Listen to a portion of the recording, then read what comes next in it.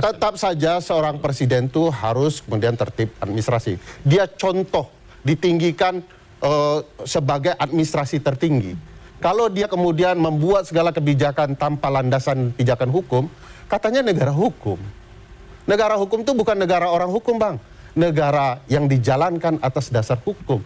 Semua orang harus taat hukum, sadar hak-hak hukumnya. Tadi ketika Abang mengatakan ya udah jalan saja dulu nanti kita ikuti, nggak bisa begitu. Dari awal harus diperbaiki. Tapi saya melihat ya itu, ini nggak tertib saja. Misalnya di Undang-Undang Perguruan Tinggi, Pak, jelas tuh apa yang dinamakan dengan perguruan tinggi adalah universitas, institut, ya, akademi, sekolah tinggi, politeknik. Begitu dia menyebut perguruan tinggi adalah universitas dan kemudian pemerintah menempatkan nama lembaga ini universitas, dia bertentangan dengan apa yang diceritakan di Undang-Undang Perguruan Tinggi, Pak. Itu sebabnya ketika melakukan sesuatu, pemerintah itu harus berdasarkan perencanaan. Tidak bisa sekali lagi tiba-tiba langsung dieksekusi. Saya berpikir dengan mengatakan bahwa memang masih ada simpang siur. Kok simpang siur dibela begitu ya?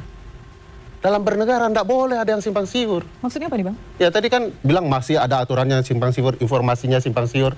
Nah, informasinya Bang, bukan aturannya. Tapi makanya begitu informasinya saja simpang siur, dinyatakan ini baik. Itu cara berpikir macam apa gitu ya? Ya makanya kita jelaskan.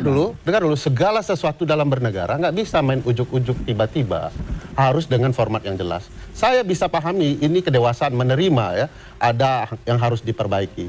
Tapi perlu jadi catatan juga bagi presiden bahwa tidak bisa semua hal yang ada di presiden itu di kepalanya dia eksekusi tiba-tiba. Sekarang semua Komisi 10 misalnya bertanya, kok tiba-tiba kami tidak diajak ngomong, sudah jadi aja barangnya baru bicara. Tadi kan logikanya mengatakan kerugian apa? Loh, orang sedang menganalisa dalam format keuangan negara. Kerugian keuangan negara masa depan itu namanya kerugian potensial. Tadi kata Bang Ngabalin kan ini badan, jadi tidak perlu. Ya, jadi begini. Bang, tunggu selesai kita bicara. Kalau pakai anggaran presiden, coba bayangkan, ini badan akan bekerja besar. Kalau anggaran yang sudah ada atau yang akan ada, dialihkan ke kerja-kerja begini, presiden mau kerja apa?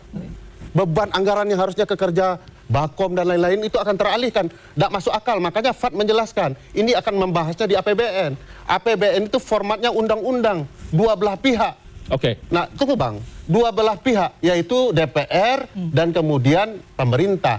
Kalau berkaitan dengan anggaran daerah atau daerah lain melibatkan DPD. Tiba-tiba ketika bahas anggaran mereka diajak. Jangan karena ini koalisi tunggal lalu presiden tiba-tiba saja mengusulkan karena sudah selesai di parlemen. Nggak begitu cara kita bekerja bernegara.